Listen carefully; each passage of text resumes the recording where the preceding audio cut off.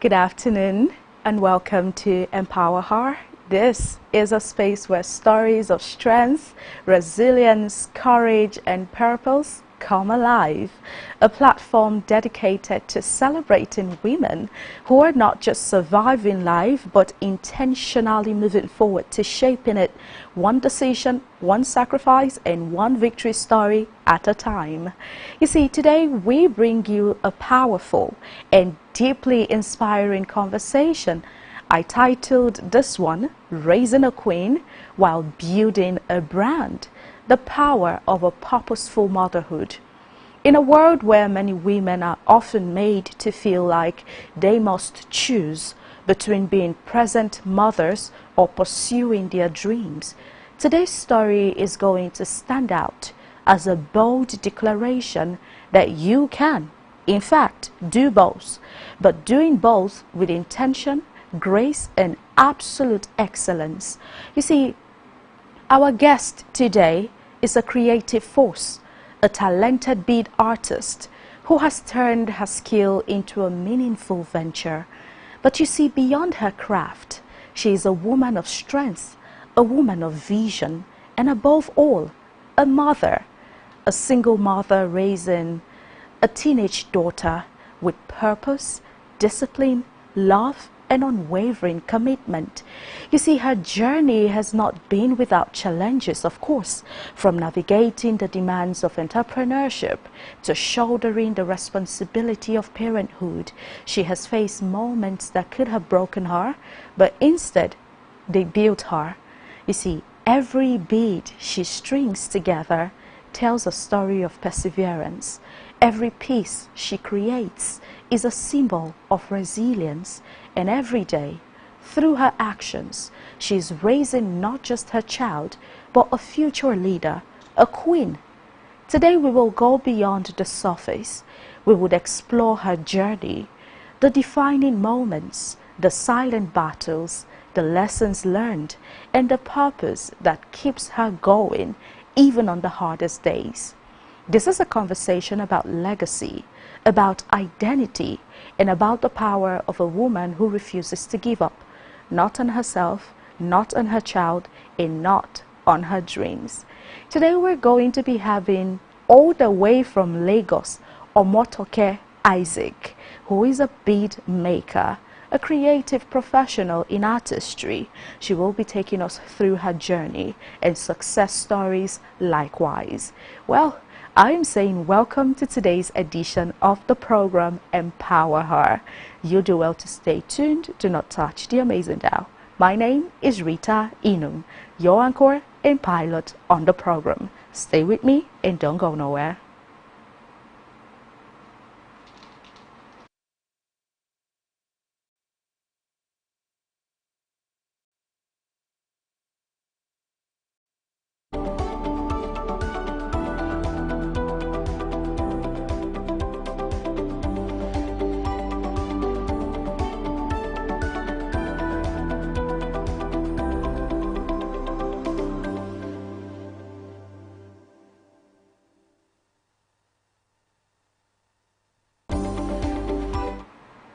Welcome back, may I say, the Good Friday edition of Empower Her.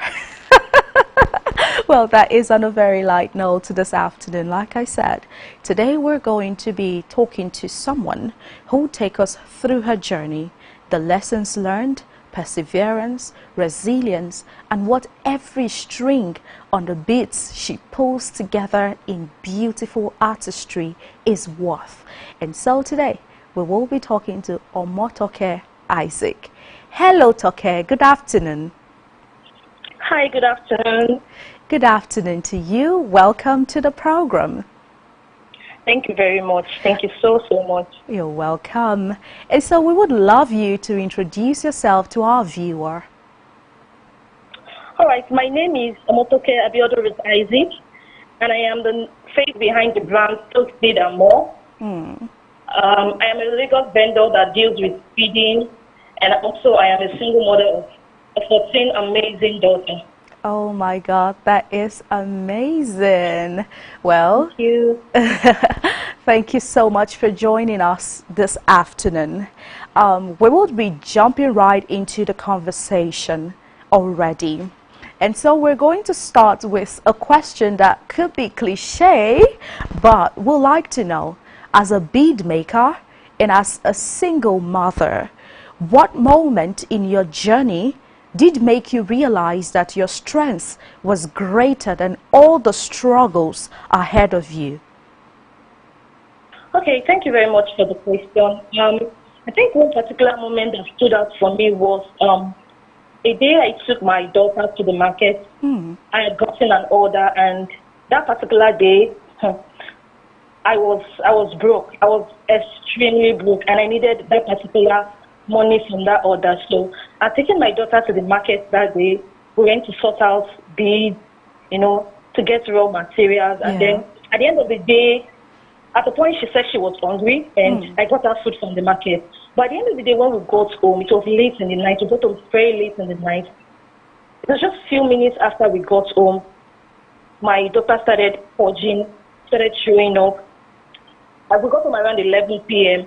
By 12:01, she couldn't move. She couldn't do anything. I was in between making that particular order and caring for my child. I needed to deliver the orders in the morning, at least 8 in the morning. Yeah. And then my daughter was falling sick. I thought it was just normal, children purging. Maybe what she ate in the market was not going fine with her. Yeah. But within 2 a.m. to 3 a.m., while shouting two things, making beads and attending to her, I figured out that my daughter couldn't breathe. She couldn't do nothing. She was not talking. She was not breathing. I had my customer order choking me. I had my duties to do as a single mom because I stay alone with my daughter. And we had just moved to a new environment. It was really a hard moment for me. At the point, I was confused. I thought I had lost that, but I had to choose one thing, which was to be a mother at that moment. And funny enough, I was able to get her to good health, and I was still able to supply that order that very morning. So that particular moment stood out for me to make me realize that being a mother is the greatest strength that I have more than my struggles. Okay. Thank you. That is so amazing. I mean, I can imagine what I would have done in that situation. It is a situation of being caught between, the border and the deep Red Sea, or how they say it, but then that is on a light note, but that is very amazing. And so we go over to the second question without much ado this afternoon. When we hear single mothers, for the most of them we actually see the ones who are taking care of their 1-year-olds or 2-year-olds, or we see most of them who have had these children, they've gone through the journey, these children are now catering for the home. So tell us this afternoon, how has raising a 14-year-old or a 13-year-old, I beg your pardon, how has raising your daughter at teenage age shaped the way you approached your craft, your business, and your purpose in life? Okay, my daughter is going to be 14 in a few weeks. She's 13. She'll be 14 on the 21st of this April. Interesting. Now, having been raising this child from pregnancy to this very moment, it is something that has set my determination to want first. It has to be perfect. Right. There is a stereotype about single mother in the world currently where, people think a child that is being trained by a single mother, they don't come out with. Because I do not want to fall into that category, I am training my child to be a perfect example of a well-raised child. And that is the support or the same motion I put into my business. This is a business that is owned by one person. A person that if I introduce myself, people are likely to just put a name, she's a single mom, stuff like that. So I'm making my business a perfection, just like I am training my daughter to be perfect. It has to be perfect. Right. There's a slogan in my business, if it is not perfect, it is not from us. How lovely. How lovely. It has to be what my customer wants. It has to be how they want it. And it has to make my customers smile. When they see their product, when they see their order, this smile on, I love my order is our own benefit. Okay. All right. I am smiling so much this afternoon. I mean, look at that slogan. If it is not from us, then they did not make it. I mean, look at how perfect that sounds. But then, let's talk about it, since you already mentioned stereotypes. You know, as a single mother in an African society, we definitely know that this particular society we find ourselves tries to box up women, tries to shackle women in all of these boxes stereotypes have built for them. So tell us, what stereotypes, what challenges have you faced as a single mother in the creative industry, and how have you been able to break through them? All right. You know, at the early stage of my business, Yeah. people always had this thought of, will you be able to deliver? Oh, you have a child that you're caring for, you know, there's nobody that is going to look after your child for you. Will you be able to deliver? At the point I was doing interstate orders, where I have to travel out of state to go make some bids for some customers. The customers will just want come around, make it so we can see what you're doing. Yeah. And there are some that will just trust you naturally to deliver from any location. So that at that early stage, it was really, really hard for me, because there definitely has to be an excuse, because I have a baby, I have a child, and there's nobody I can leave this child for. And traveling with a child like that, some customers don't want you bringing your child to their venue or their houses to work. And some people just feel like, I hope you're not going to scam me, you know. This one, you know, single mothers will say, I need money to buy this, I need money to buy that. Don't let me patronize it now. I will not see my orders. Right. You know, but with time, I've been able to prove to them that it is not all about what I am. It is about what I can do. So if you look at the stereotype of, oh, she's a single mom or something, if you look past that, you'll see the perfection of what I'm going to give to you. See the reality of what I'm going to create. Yeah. So I'll say it was just at the beginning of my career that I had those little issues here and there. But right now, most of my customers, they know my child, they've heard my stories, they've seen us, and they know that it does not matter. I'm going to still give them the best. Okay, interesting. I think I love it so much when Toke said this afternoon, it's not about who I am, it's not about the tag on me, it is about the efficiency of the services I can provide, and it is about the beauty of what I can do. I mean, take away the person and put before you the talent, bring it together and get what you want at the end of the day. Now let's go over to another question. I'm very sure you've had moments when you felt like giving up. You know, giving up in that moment was easier for you. Tell us this afternoon, as a woman, as a mother in this society who is thriving to make things work, what kept you going, and how were you able to pass that resilience onto your daughter? And I'm asking this question because most of the time I go through your page, and when you write stories about your daughter, I cannot help but be amazed. And so tell us, how are you doing it, Superwoman Toke? All right. Well, it is not easy. That's the first thing to let you know. It is not easy. Even those who are not single mothers give up most times. But the truth is, I was raised by a single parent. Okay. And I promised myself that whatever I went through being raised by divorced parents, I was not going to let my child go through the same thing. When I was pregnant with my baby, and it looks like, oh, she's definitely going to be raised by a single parent, I made up my mind that I would do anything it takes to keep her together. Now, yes, I've had lots and lots of moments where I wanted to give up. I've had moments where I was at 99.9% about to give up. But one thing that have been holding me is the fact that I had made that promise that I would not allow my child to go through the same things I went through. Like I said, I was raised by a single parent. I had gone through abuse, sexual abuse, emotional abuse, physical abuse, all type of abuse you can think of. And I made sure that I promised myself that I would protect my child.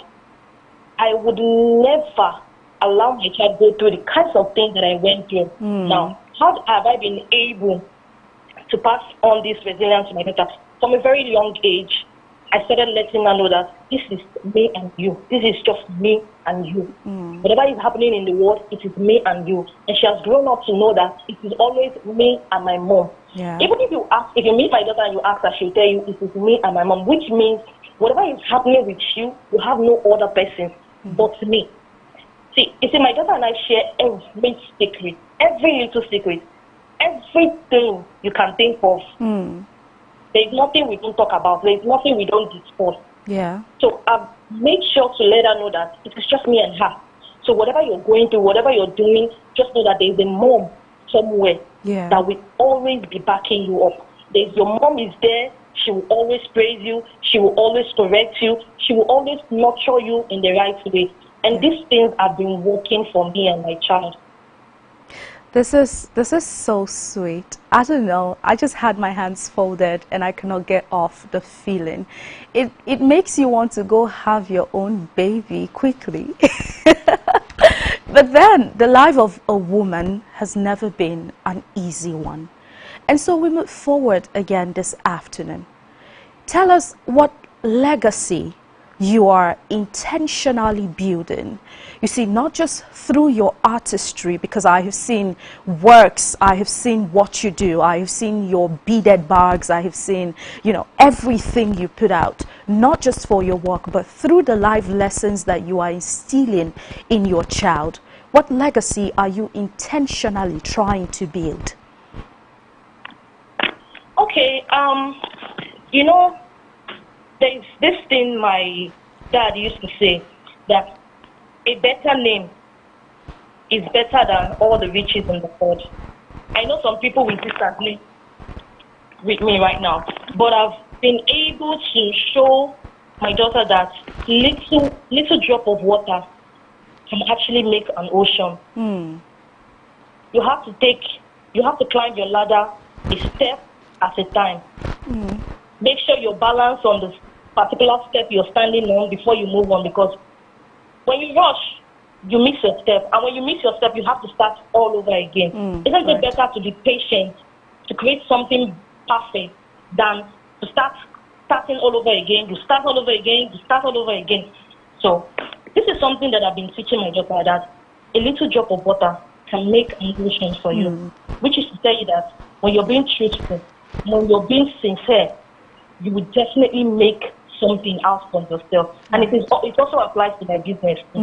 When I meet other bidders in the market, when we source market, and they be like, oh, why are you charging so much for so thing? How do you make your gain? I tell people, it is not making the gain at once. It is building the foundation of my business from one customer to another, from a referrer to another, from knowing that this particular brand will only give you the best. When you trust us, you make us your vendor. From there, we get regular orders. That is to tell you that a little drop of water will eventually make that ocean. That's one of the teaching that I put in my business, and I'm training my daughter to also take as a person. This is so interesting this afternoon. I mean, I cannot help but love the way Omotoke sees life. It is a very easy yet sacrosanct point that leads to a yielding point for you if you keep at it. And so tell us this afternoon, Toke, on days when motivation is low, how do you lift yourself up? And also tell us what message you hope your story this afternoon will send to young girls who are watching you, young girls who are dreaming of going into this unconventional space of artistry in bead making. Okay, first of all, I have to say something. I hope the path you're trying to go is a part of business, not being a single mom. But I can tell you it's not easy. I just want to clarify that part. I wouldn't advise anybody to be a single mom. I've been in this journey for 14 years. And I know how strenuous it can be, how very hard and tiring it can be. But when it comes to the part of business, I just want people out there to know that whatever you're doing, you need to be sincere. And you need to choose your niche. We have people who will just, okay, I'm doing, affordable, cheap kind of bidding, and we have people that are extreme. All they do is this extreme type of bidding. You need to sit down and pick a niche for yourself. Right. Again, you need to walk through your customers, know who are your customers, and know that whatever you put your hands, even if it is this bidding business, you will succeed in it. It might not be fast.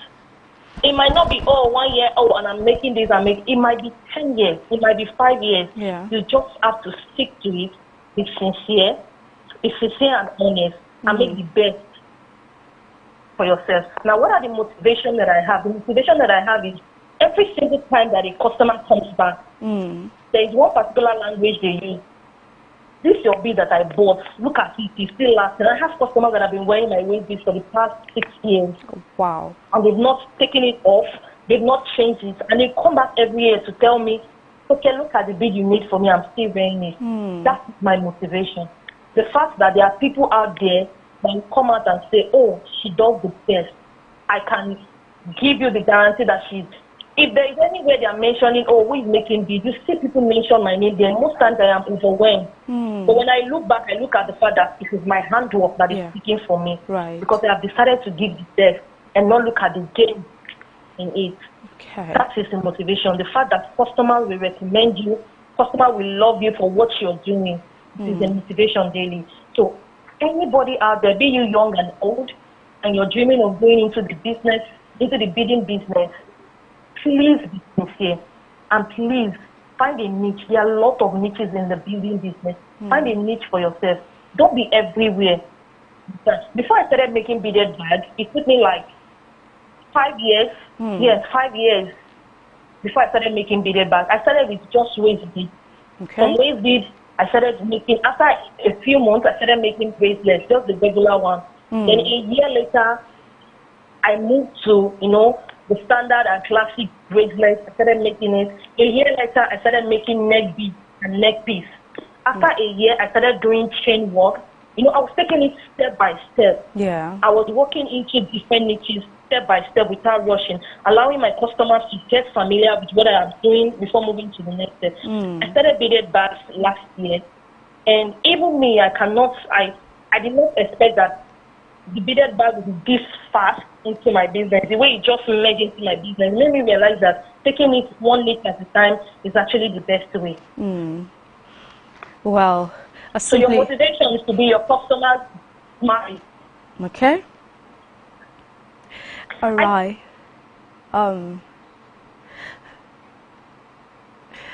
Thank you so much, Toke.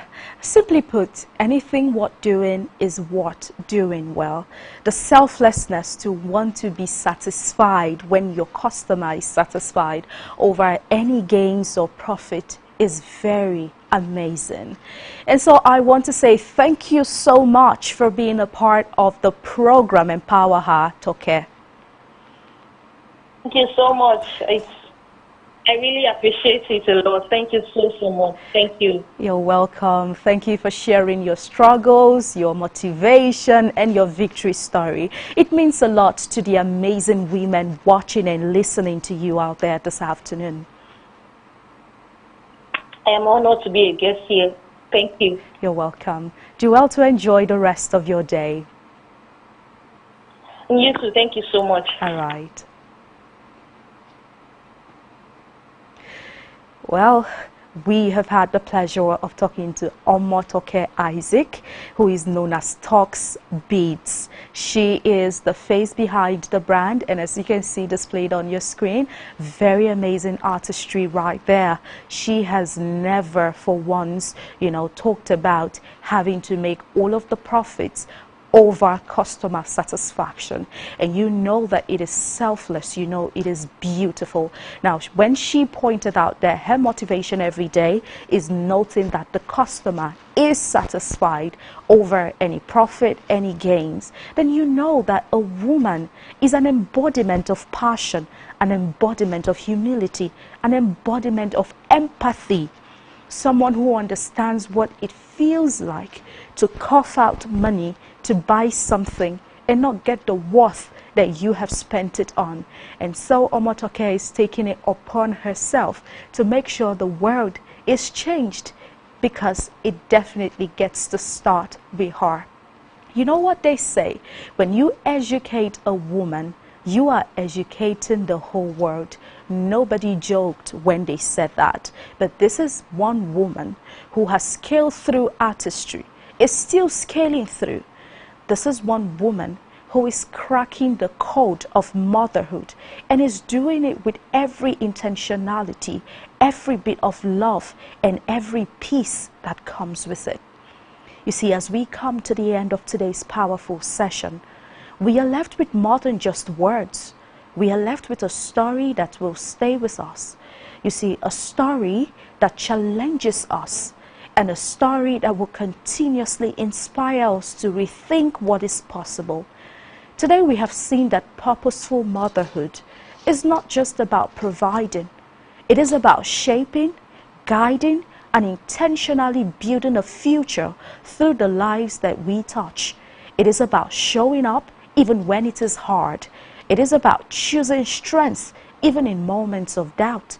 And it is about understanding the legacy we build, not only in our work, but in the values, confidence, and vision we instill in the next generation.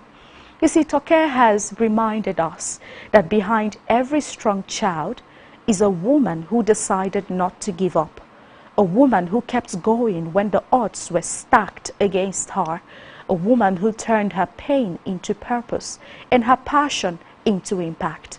To every woman watching today, whether you are a mother, an aspiring businesswoman, or simply navigating life one day at a time, let this be your reminder. You are capable of building the life you envision. You are capable of raising greatness, and you are capable of turning your story into a source of inspiration, not just for yourself, but for others. Keep showing up, keep building, keep believing, and most importantly, keep empowering the people around you. This is the program Empower Her, where women rise, voices matter, and purpose continues to lead the way. Thank you for always being a part of this inspiring journey. Well, I would take this opportunity to say happy Easter celebrations to you in advance. My name is Rita Inung, and many thanks for viewing today's edition of the program Empower Her, brought to you for your viewing and listening pleasure by Spectrum TV. My name is Rita Inung, your anchor and pilot on the program. Do well to stay safe and have an amazing rest of your day. Good afternoon once again.